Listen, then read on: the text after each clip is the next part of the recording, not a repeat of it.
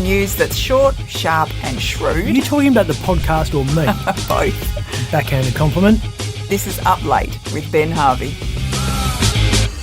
Happy WA Day. What's happy about being in a studio working on a public holiday? Every day's been a public holiday for the anti-vaxxers. Until now. They're all coming back to work. Rio Tinto is the latest big company to say all is forgiven. From June 10, the miner is scrapping vaccination checks. Friday's D-Day because that's the date Mark McGowan is scrapping mandates for most workforces. Only people working in health, aged care and disability services will need to prove that they have been jabbed. The prison system and fireys are thinking about what they'll do. They might still require vaccination there. Anti-vaxxers held their ground and won. Yep, we blinked. I suspect we blinked because the skills crisis is so bad we need every worker, regardless of how selfish they might be. What are we going to do when the monkeypox really takes off and we all need to be vaccinated against that? The conspiracy dickheads will know that if they just hunker down, they'll eventually be allowed back into society. Rio sent out a memo saying it realised some of its workers who did the right thing will be worried about being surrounded by unvaxxed colleagues.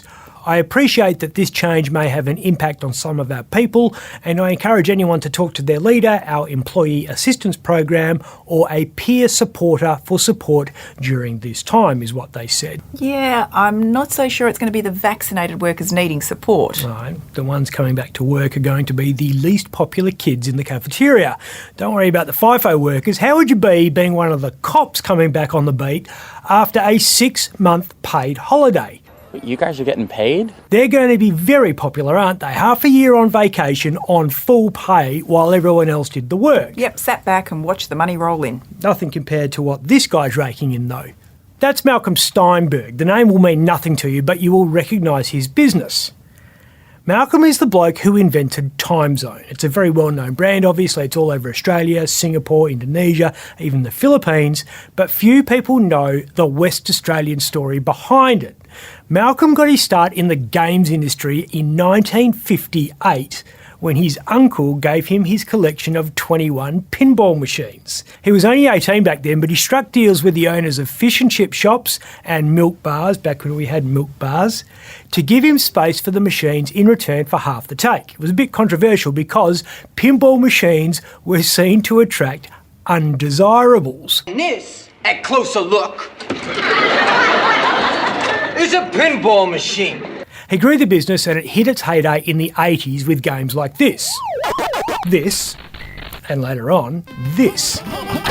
Again, it sounds nuts at a time when kids are sending dick pics to each other while watching hardcore porn, but arcade games were seen as vice dens. But to critics, as Terry Drinkwater reports, they are a menace. Physically, you can become physically dependent upon it. It's the same as a roller coaster or gambling or playing cards intensely.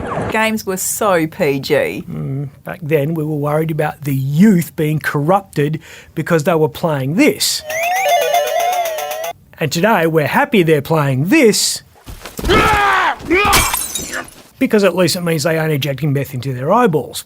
Malcolm didn't let the naysayers get him down, and he wasn't afraid to spend money to grow his business. In the mid-90s, he spent $55 million refurbishing his 60 Australian outlets and poured $10 million into a Timezone research centre in Welshpool. Every kid's dream job. Not just the kids. In 2017, Steinberg sold half his business to private equity giant Quadrant. We don't know how much for, but back then he had 200 arcades around the world and they were turning over $150 million a year, so it would have been a lot. That same year he expanded into the one industry that screams late 70s, early 80s, even more than Pac-Man. I'm slamming him tonight. You guys are dead in the water. He picked up Kingpin and Zone Bowling. It turned out to be quite a good deal because in 2019 he was the 40th richest West Australian with wealth estimated at $220 million. Jesus. You said it, man. Malcolm's in the headlines at the moment because he's rumoured to be considering selling his ownership stake. Ooh, how much for? Again, we don't know because it's a private business, but we do know that he won't be rushed into a sale. This guy is patient.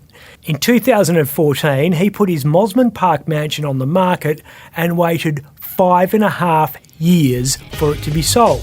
Went for $8.5 million.